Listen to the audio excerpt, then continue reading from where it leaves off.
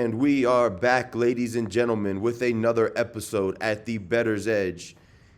Guys, before we begin, like the video, subscribe to my channel. We absolutely smashed it this weekend. Let's do a quick recap because there was nothing, and I mean absolutely nothing, for us to complain about. We went undefeated on Saturday with a great sweat in the Georgia-Ole Miss game. You can't ask for anything better than that as far as entertainment-wise. We went undefeated on Sunday with a great sweat in Denver with the Giants against the Broncos. Let's recap it all together quickly for you guys. The play of the day on Saturday, 3-star Vanderbilt Commodores at home on the money line. We banged that. Later on that afternoon, we had a parlay with the Georgia Bulldogs at home on the money line, as well as the Alabama Crimson Tide at home on the money line. That was also a 3-unit parlay. We banged that on Saturday to go up 6 units for a total of 6 units on Saturday. Moving on to Sunday, the play of the day yesterday, individual play of the day, was on the Kansas City Chiefs. I told you guys that was going to be an absolute blowout. They ended up beating the Raiders by even more than I envisioned. I knew that game wasn't going to be close, and it wasn't. That was the easiest bet on the entire card yesterday. I had a second bet. I liked the Chiefs so much yesterday. I had a second bet on the Chiefs yesterday. I parlayed that with the Denver Broncos on the money line. Both of those two on the money line together was a minus 200 bet. We hit the Chiefs straight up against the spread, and we hit our parlay, Kansas City Chiefs money line, Denver Broncos money line. I want to talk about that Broncos money line just a second. A lot of people will sit here and say, well, you got lucky on Denver. And I'm not going to sit here and pretend that as if that game couldn't have gone the other way.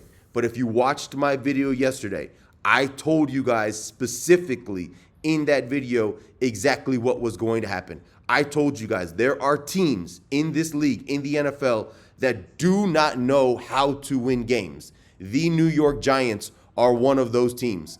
I forgot the exact statistic. I forget the exact statistic off the top of my head right now, but I heard it on the broadcast yesterday. The last 1,000 and some odd games where a team had an 18-point lead or more with 16 minutes to go were undefeated. 1,000 teams were undefeated in this scenario, and the New York Giants ended up losing this game. This is why we took the Broncos on the money line yesterday. I didn't think we were going to need it, but I was concerned that the game might be a little bit tighter than I was projecting, and it absolutely was. But what happened was the Giants gave the game away, not just once, but twice. That's what happens when you back teams that don't know how to win. They give games away and they lose games. You have to understand and know which teams you're backing. Every team has a different type of kind of identity makeup, if you will, and you have to know how to read these teams. They play true to form more times than not, and that's what we saw with the New York Giants yesterday. Up 6 units on Saturday, up 2 units on Sunday for a total of 8 units over the course of the weekend, guys. Nobody else is doing it at the level that I'm doing it right now. As I mentioned before we get into today's card, and it's a great card, like the video, subscribe to the channel, guys. I'm out here each and every single day providing you guys not only with insight, with expert analysis, with winners. Stay away from games like Duke on Saturday. I told you stay away from those clowns. They ended up putting in a performance exactly how I anticipated happening. Told you guys to stay away from the Giants because they don't know how to win games, and they ended up blowing that game in a fashion that we've never seen before, which was incredible. Moving on to today, guys, there is a lot to discuss, and there is a lot happening. I don't even know where to begin.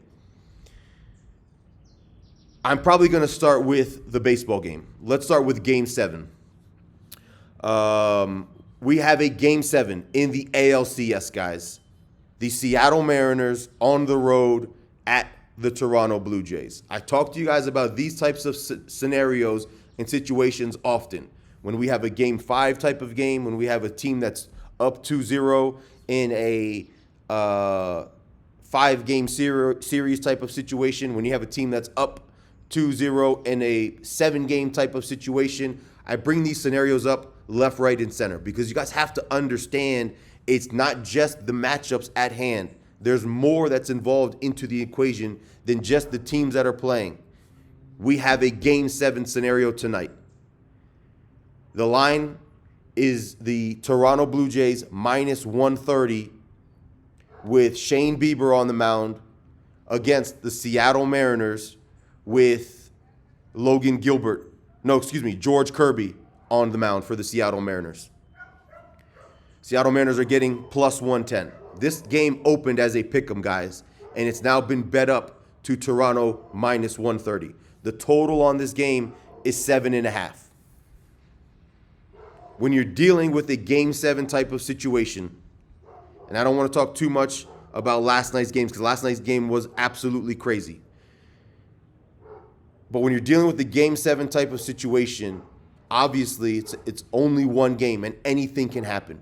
But you're typically dealing with a game and a situation where there's an unsung hero. And to be able to sit here and predict who that unsung hero is going to be in tonight's Game 7 is virtually impossible. I think by looking at the line opened as a pick'em. This game probably has a small edge to the Toronto Blue Jays. So to see this line jump up to Toronto minus 130, I think is fair value. I don't love Shane Bieber in this spot. I know he gave us a really good performance his last time out, and I faded him in that game. And he obviously ended up beating me in that scenario. However, in this type of situation with the season on the line for both teams, and I talk about this with you guys all the time, in my opinion, if there is an edge anywhere in this game, it's not on either side. It's very hard to predict exactly how this game is going to unfold. I do think that the line moving up to Toronto minus 130 is fair market value. I probably wouldn't have taken them at a pick'em either, if I'm being quite honest, just because the edge there isn't significant enough. But I wouldn't back the Seattle Mariners in this spot. I wouldn't be surprised if they win. I'm not saying that they're going to lose for sure. I just don't think that I would put my hard-earned money on the Seattle Mariners to bounce back tonight and to win this game. Their performance yesterday really wasn't very good, if we're being quite honest. It was abysmal. And I wouldn't be shocked if we saw a similar performance from them today, which is what concerns me in backing the Mariners. The reason why I wouldn't take the Toronto Blue Jays is at minus 130, there's absolutely no advantage there. They can't be favored by any more than that with Shane Bieber on the mound. But looking at this game, guys, and I talk to you guys about it almost all the time, the edge in this game is on the under 7.5 runs. This game is going to go under, guys. That is the best bet for this baseball game. It's not an official bet. I haven't bet it just yet. It's definitely not the best bet on today's card. We're going to get into a better bet as we move forward here in this video.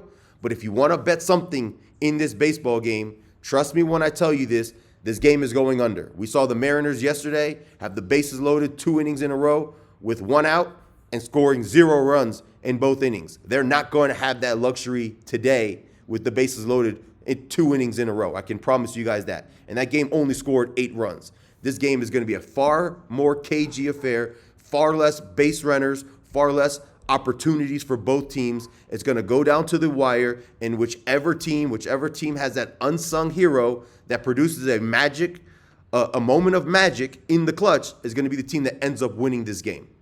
Give me the under 7.5 in the ALCS Game 7. I want to start, I think it's the second game on the Monday Night Football card. I don't even know the exact time these games are starting, if I'm being 100% honest with you, but I believe it's the second game. I want to start with Houston at Seattle. You're getting 2 teams here that are very, very good defensively. The Houston Texans are probably the second or third best defensive unit in the NFL. You can make an argument and a claim that they might be the first best. And the Seattle Seahawks, I've been talking about the Mariners so much, I almost called them the Mariners. The Seattle Seahawks are also a top 5 or 6 defensive unit in the entire NFL. You have the Seahawks laying 3 points with a total sitting at 41. You're going to get a game here in Seattle tonight that is going to start off very slowly. What I mean by starting off slowly is both teams are going to start feeling each other out. For sure, the Houston Texans and the way that their DNA is for that team, it's a very conservative team. Really, no matter how you want to slice it, in scenarios where they should be a little bit more aggressive, they lean on the conservative side. It's probably because they have a defensive head coach in DeMeco Ryans. They're going to come out. They're going to try to establish the run. They're going to play it relatively close to the vest. It's in a hostile environment. Who knows what those fans in Seattle are going to be watching today, whether it's the Mariners or the Seahawks. Obviously, the people at the football game are going to be watching the Seahawks, so it's going to be a hostile environment there. But they're going to play the game close to the vest, and they're not going to be ultra aggressive to start out. This is going to be a cagey affair in the first half. Ultimately, how this game is going to unfold is late in the first half, early in the second half, you're going to see the Seahawks begin to open it up just a little bit. Their potency on offense is far more than what the Houston Texans can offer. I do think the Texans defense is going to show up. Sam Darnold does have a propensity of making some mistakes, so you have to be very careful in backing the Seahawks in this type of game against an elite defense. Because Darnold, like most quarterbacks, when he faces a ton of pressure, he's prone to big mistakes, big mistakes. And over the last couple of seasons, we've seen him start to play some of the best football of his career, and he's really elevated his game, but those mistakes are still part of his game. The Seahawks at -3 in this type of game is not a bet that I would recommend anybody touches. The reason for that is because that defense in Houston is too strong, and those mistakes that I talked about with Sam Darnold can appear. And if those two things happen, meaning the Houston Texans defense shows up, which I expect it will, and Darnold makes a mistake or even two, it's going to be very difficult for the Seahawks to win this game by 4+ points. You have to understand the number side of these games, guys. These games usually come down to the wire.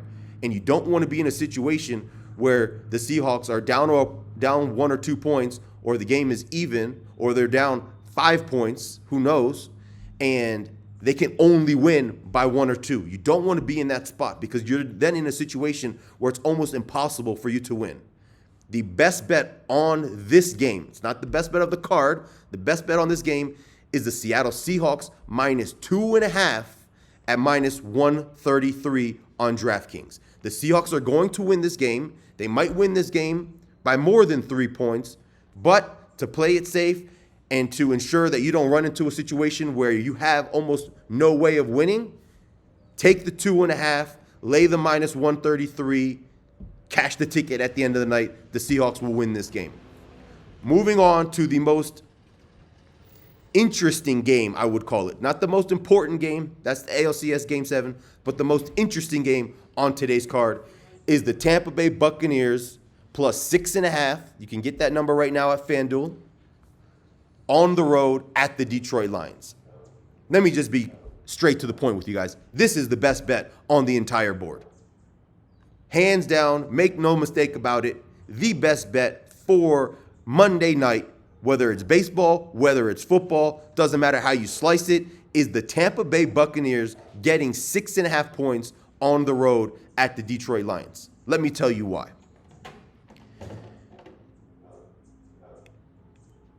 First and foremost, these two teams played last season, and the Detroit Lions were laying 7.5, if I'm not mistaken, and they ended up losing this game outright. I wouldn't be shocked whatsoever if the Tampa Bay Buccaneers won this game outright.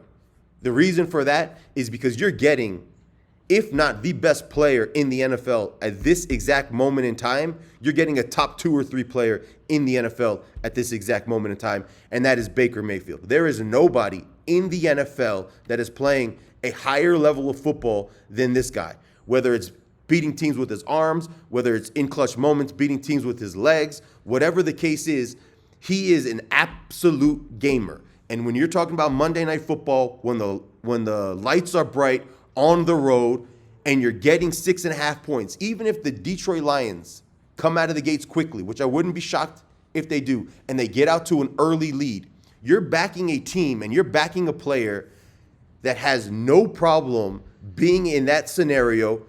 His comfort level is at 100, and he's going to fight, scrap, and figure out a way to get his team back into the game. Even if you're in a situation, and I don't foresee this being the case tonight, but even if you're in a situation late where you're down 13, 14 points, and you have Baker, you're still in the game. You don't have to worry about the game being over. The back door is still open for you. So for me to envision a scenario where the Detroit Lions cover this game in full over the course of 4 quarters, this is going to have to be an outright blowout. And I understand why the Lions are favored. They're a more balanced team. They have an elite offense. They have a better defensive unit than the Tampa Bay Buccaneers. And pound for pound, from a full team perspective, they're the better team. No question about that. I'm not sitting here suggesting the Tampa Bay Buccaneers are better than Detroit and you're getting the Lions at home. But this has no business being 6.5. The true line on this game is really 4, 4.5. And a key number, a lot of people don't know this. I talk key numbers all the time. The second most key number in the NFL is 6. It's no longer 4. It used to be 4. It's now 6. If you're getting 6.5, you have to consider taking the Tampa Bay Buccaneers here tonight. Again, this game could unfold in any which way. The total here is 52.5. Both teams are going to score points. We saw these two teams put up 55 points a couple of seasons ago. This is a better Buccaneers team this season than it was 2 years ago. A significantly better Baker Mayfield this season than 2 years ago. And both teams put up 55 together, combined. This is going to be a shootout. Both teams are going to score. The Lions might even get ahead by 2 scores at some point in this game. But they're not going to win this game by 7+ points. Key number is 6 here, guys. You got to get the 6.5. It's available right now on FanDuel. I wouldn't be shocked if the Buccaneers also cover 6. I'm not saying don't take it at 6. I would take it at 6 as well. The true number here is 4, as I mentioned to you. And I wouldn't be shocked whatsoever if the Tampa Bay Buccaneers end up winning this game outright. But what's going to happen is going to be a back-and-forth cagey affair. Both teams are going to be scoring. The team that manages the clock better and has the ball last is going to end up winning this game probably by 3 or 4 points. So it doesn't matter who wins in this scenario by 3 or 4 points. If you got the Bucs +6, +6.5, you're going to cash the ticket. It's the best bet on the board today. Make no bones about it. Don't overthink it. Take Baker, take the Tampa Bay Buccaneers, cash the ticket, and thank me later. Guys, we are smashing it. I won my best bet each and every single day over the course of the last week or so. I think the last best bet I lost was Monday of last week. From that point forward, I won every single best bet I put on this show. I'm going to give you guys more winners tonight and every single day here thereafter. Like the video, guys. Subscribe to my channel. All I want to do is give you guys insight, expert analysis, and help you guys enjoy the games, but on top of that, obviously, help you guys beat the books and cash tickets. Let's all do these things together, guys. Thanks for watching.